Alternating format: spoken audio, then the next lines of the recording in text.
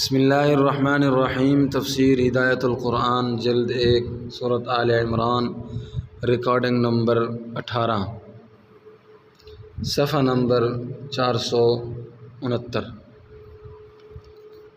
بسم اللہ الرحمن الرحیم۔ لیسوا سواء من اہل الکتاب امۃ قائمۃ یتلون آیات اللہ آناء اللیل وهم یسجدون یؤمنون باللہ والیوم الآخر ویأمرون بالمعروف وینہون عن المنکر ویسارعون فی الخیرات واولئک من الصالحین وما یفعلوا من خیر فلن یکفروہ واللہ علیم بالمتقین ان الذین کفروا لن تغنی عنہم اموالہم ولا اولادہم من اللہ شیئا واولئک اصحاب النار هم فیہا خالدون۔ آیات مبارکہ کا لفظی ترجمہ سماعت کیجیے۔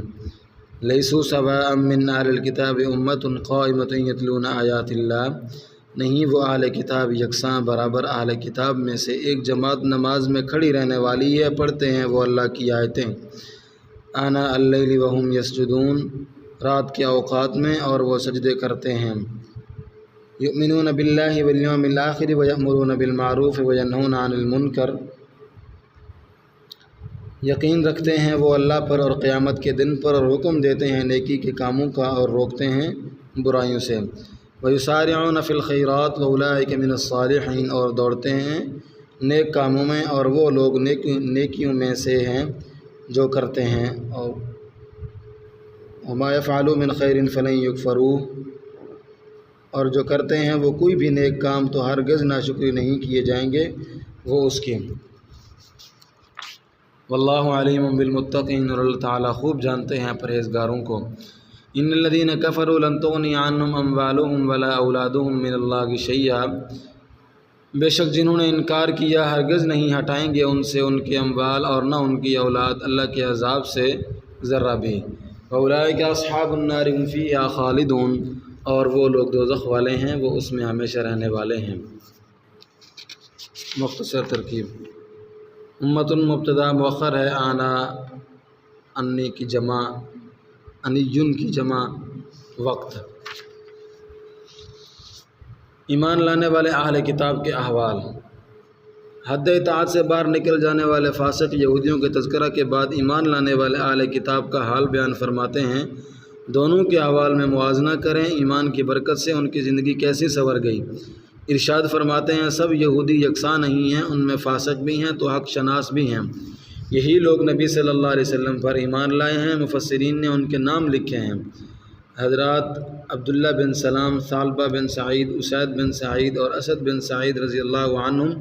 قرآن کہتا ہے ان کی ایک جماعت ہے۔ نمبر 1، جو شب زندہ دار ہے، تہجد کی نماز میں کھڑے ہوتے ہیں تو کھڑے ہیں، قرآن کریم کی لمبی تلاوت کرتے ہیں اور اسی اعتبار سے رکوع سجود کرتے ہیں۔ جن کی نفل نماز کا یہ حال ہے، ان کے فرائض کا کیا حال ہوگا؟ رات کے سناٹے میں ان کی نماز ایسی ہے تو دن کے اجالے میں ان کی نماز کیسی ہوگی؟ نمبر 2، وہ اللہ پر اور قیامت کے دن پر کامل یقین رکھتے ہیں۔ یہی اعتقاد اعمال صالحہ پر ابھارتا ہے، اس لیے قرآن و حدیث میں انہی دو عقیدوں کا ذکر کیا جاتا ہے۔ نمبر 3، وہ لوگ نہ صرف خود پاکیزہ کرداری کے پتلے ہیں بلکہ دوسروں کو بھی اسی راہ پر ڈالنا چاہتے ہیں، لوگوں کو نیکیوں کا شوق دلاتے ہیں اور برائیوں سے روکتے ہیں۔ نمبر 4، وہ لوگ نیک کاموں کی طرف بے دلی اور بدشوقی سے نہیں بلکہ بڑے شوق، رغبت اور چاؤ کے ساتھ لپکتے ہیں۔ اللہ تعالیٰ فرماتے ہیں یہ حضرات نیک بندوں میں شامل ہیں، نیک بندے جو بھی نیک کام کرتے ہیں اس کی ناقدری نہیں کی جائے گی۔ اللہ تعالیٰ پرہیزگاروں کو خوب جانتے ہیں، جزا کے دن بھرپور صلہ ان کو عطا فرمائیں گے۔ ان کے بالمقابل جو اہل کتاب ایمان نہیں لائے، ان کو اپنی دولت اور کنبہ پر ناز ہے، وہ جان لیں کہ کل قیامت کو یہ چیزیں اللہ کے عذاب کو ذرہ بھی نہیں ہٹا سکیں گی۔ ان کو جہنم کا ایندھن بننا پڑے گا، وہ اس میں ہمیشہ سڑیں گے۔ فائدہ: پہلی آیت میں نماز کے ارکان ستہ میں سے 3 کا ذکر کیا، قیام، قرات اور سجدہ۔ رکوع کا تذکرہ سجدے کے ضمن میں آ گیا، دونوں کے معنی جھکنے اور عاجزی کے ہیں۔ تکبیر تحریمہ میں اختلاف ہے کہ وہ رکن ہے یا شرط۔ اسی طرح قاعدہ اخیرہ میں اختلاف ہے کہ وہ فرض ہے یا سنت بمعنی واجب۔ اور تہجد میں قیام اگرچہ فرض نہیں مگر مستطیع کے لیے مستحب ہے، اس میں ثواب پورا ملتا ہے۔ نبی صلی اللہ علیہ وسلم تہجد میں اتنا طویل قیام فرماتے تھے کہ پیر ورم کر جاتے تھے۔ آیات کریمہ: وہ یہود سب یکساں نہیں، اہل کتاب میں سے ایک جماعت ہے، تہجد کی نماز میں کھڑی ہونے والی ہے۔ وہ رات کے اوقات میں اللہ کی آیتیں قرآن کریم پڑھتے ہیں اور وہ رکوع سجدہ کرتے ہیں اور اللہ پر اور قیامت کے دن پر کامل یقین رکھتے ہیں اور نیکی کے کاموں کا حکم دیتے ہیں، برائیوں سے روکتے ہیں اور لپک کر نیکی کے کام کرتے ہیں، اور وہ لوگ نیکوں میں سے ہیں۔ اور وہ جو بھی نیک کام کرتے ہیں بس ہرگز ان کے اس کام کی ناقدری نہیں کی جائے گی، اور اللہ تعالیٰ پرہیزگاروں کو خوب جانتے ہیں۔ بے شک جن لوگوں نے ایمان لانے سے انکار کیا ان سے ان کی دولت اور ان کی اولاد اللہ کے عذاب کو ذرہ بھی نہیں ہٹائے گی، اور وہ دوزخ والے ہیں اور اس میں ہمیشہ رہنے والے ہیں۔ بسم اللہ الرحمن الرحیم۔ مثل ما ينفقون في هذه الحياة الدنيا كمثل ريح فيها صر أصابت حرث قوم ظلموا أنفسهم فأهلكت وما ظلمهم الله ولكن أنفسهم يظلمون۔ آیات مبارکہ کا لفظی ترجمہ سماعت کیجیے۔ مثل ما ينفقون في هذه الحياة الدنيا كمثل ريح فيها صر أصابت حرث قوم ظلموا أنفسهم۔ عجیب حالت اس کی جو خرچ کرتے ہیں وہ اس دنیا کی زندگی میں جیسے عجیب حالت ہوا کی اس میں ٹھیر پالا ہے، پہنچی وہ ہوا کھیتی کو ایسی قوم کی جنہوں نے ظلم کیا اپنی ذاتوں پر، فأہلکت پس برباد کر دیا اس نے اس کو، وما ظلمهم اللہ ولکن انفسهم یظلمون، اور نہیں ظلم کیا ان پر اللہ نے لیکن اپنی ذاتوں پر ظلم کرتے ہیں۔ مختصر ترکیب۔ ریح مفرد قرآن میں عموماً عذاب کے موقع پر استعمال ہوا ہے، اور ریاح جمع رحمت کے موقع پر۔ ظلموا انفسهم یعنی کفار کلام مثال سے ممثل لہو کی طرف منتقل ہوا ہے، اور یہ قرآن کا اسلوب ہے۔ ایمان کے بغیر جو خیرات کی جاتی ہے وہ آخرت میں برباد ہوگی۔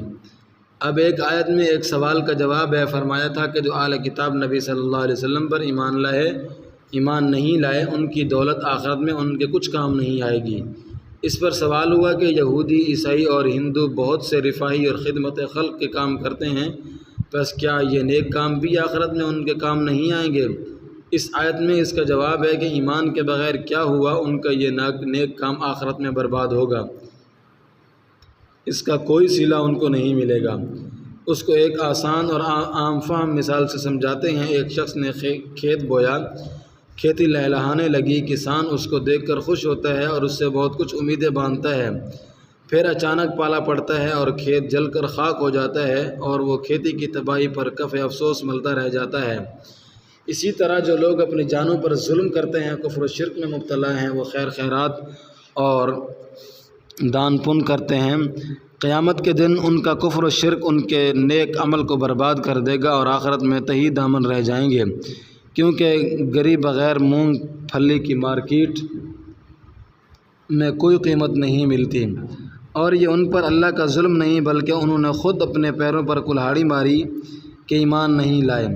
کفر و شرک میں مبتلا رہے اعمال کی روح ایمان ہے، ایمان کے بغیر عمل بے جان ہے۔ البتہ حدیث میں ہے غیر مسلم کے نیک کاموں کا پھل اس کو دنیا میں کھلا دیا جاتا ہے، شہرت کی شکل میں یا ناموری کی صورت میں یا اذیت ٹلنے کے ذریعے یا کسی اور صورت میں صلہ مل جاتا ہے، آخرت میں اس کو کچھ نہیں ملے گا۔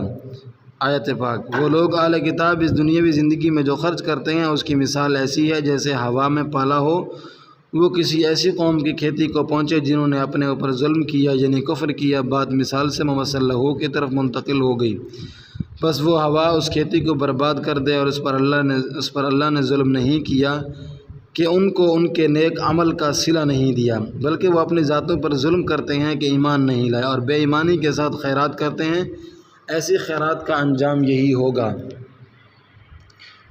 واللہ اعلم بالصواب۔